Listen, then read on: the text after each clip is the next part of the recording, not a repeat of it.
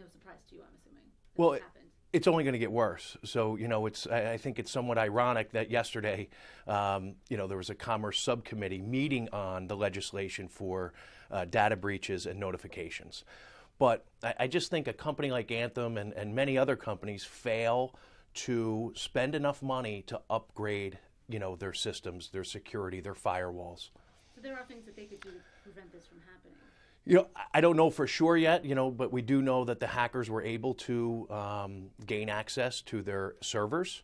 So, when was the last time that they upgraded anything in terms of their IT security? Who does this affect?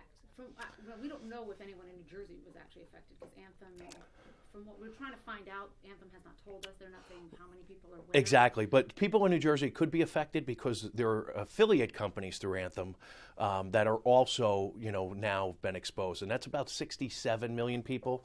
The 37 million people that are directly enrolled with Anthem are for sure have been affected. What do you mean by affiliate companies? Affiliate companies, third-party vendors that work with Anthem, doctors, hospital networks, things like that. So, what do we need? First off, if you're concerned that you might have been affected by this breach, what should you do immediately? You should get a copy of a credit report. Take a look at it. Obviously, look for any red flags, accounts that don't belong to you, addresses, recently added addresses that you have never lived at. So one of the things that the identity thieves do is they try to establish a completely new identity, and they'll use a different name, a different address, but they're going to use your social security number.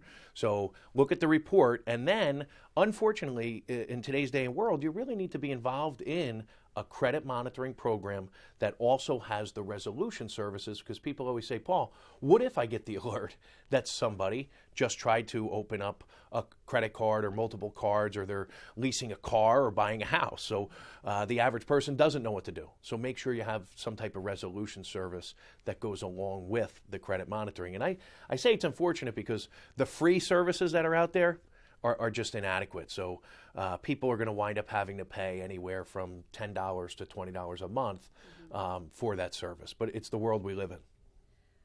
Yeah, tell me about a little more about these programs. These are not things that are offered through the government. These are not things that are offered those free, like what I did, the free fraud.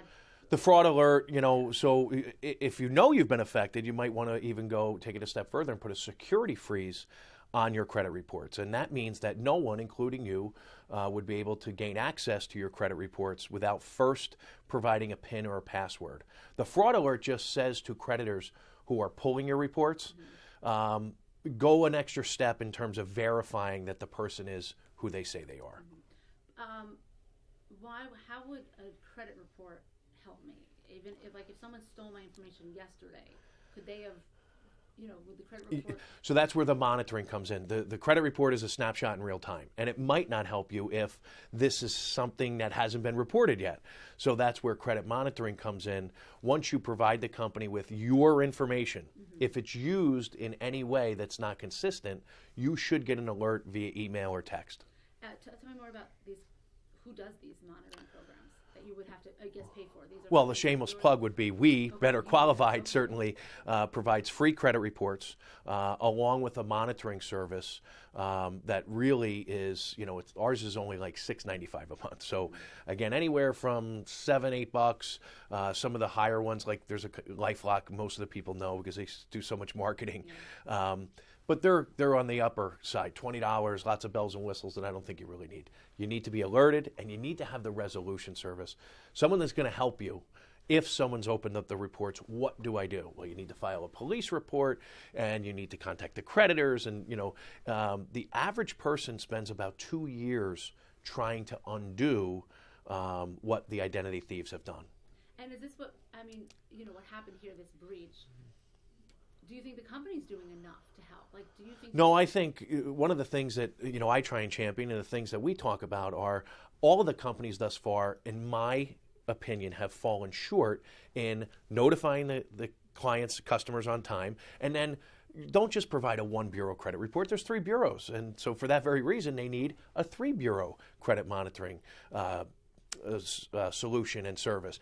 And how about letting them know they stole your email, Marcy? So be on the lookout for phishing emails that look like they're going to come from Anthem. And we know from Target and Neiman Marcus and Chase that the identity thieves emailed their clients, and people gave even more of their personal information because they weren't made aware that these phishing emails are going to come. They have your phone number.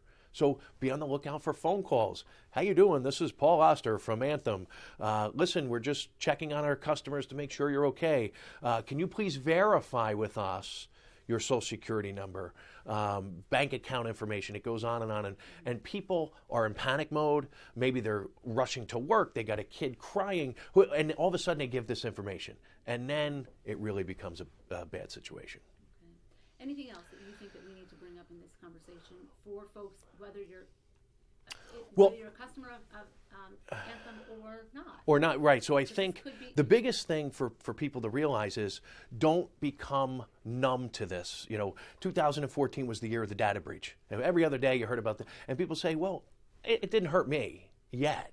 So what they need to realize is that the information is on the black market. It's being sold on the dark web. So it's only a matter of time before somebody buys it and uses it. And just because it hasn't happened yet, take the steps, be proactive in protecting yourself, because obviously the government can't do it, these companies can't do it, retailers can't do it. We lock our front doors, we lock our cars, we lock our phones, but we fail to lock our identities down. So take a couple of simple steps to protect yourself, and one of them being get involved in a credit monitoring program. Identity theft is the fastest growing crime, and it's going to continue to be that way because of our dependence on doing everything over the internet. So a monitoring program, any other things? I mean, I guess keep an eye on your account, whether it's your checking account. I'm assuming absolutely. You can call and have all of your account numbers changed. You don't have to close accounts and get new accounts, but have the account numbers changed. Change your PINs and passwords. And I say, this is my job. I preach this every day, and people don't do it. They hear it and they go, oh, but it's an inconvenience. But if you don't do it, believe me, it's a far bigger inconvenience if you become a victim of identity theft. So change your PINs and passwords, change your account numbers. You don't have to get new accounts, but certainly change them. And then obviously you're going to have to change, you're going to have to alert the creditors. Maybe you have auto draft and auto pay and all that stuff. But if it takes you an hour, you're done. If you're a victim of identity theft, like I said before, it could take you years, and it could be financially, devastating along the way. And when you say change your account numbers, you mean like bank account, checking account, savings account, that's... Absolutely. Bank accounts, checking accounts, credit cards, all of those banks and creditors will issue you new account numbers. Mm-hmm. And here's the thing, it's kind of related to it, but everyone has debit cards now. But when you go to the store, the default is for you to use it as a debit card because the retailer pays less money to process that transaction. Ask to use it as a credit card. So when you swipe your debit card now, it says, what's your PIN? No, cancel it out and say, I want to use it as a credit card, because you're afforded some more protections as opposed to a debit card that's linked directly to your checking and savings. So if they get that information, now they can backtrack into your checking account and savings account.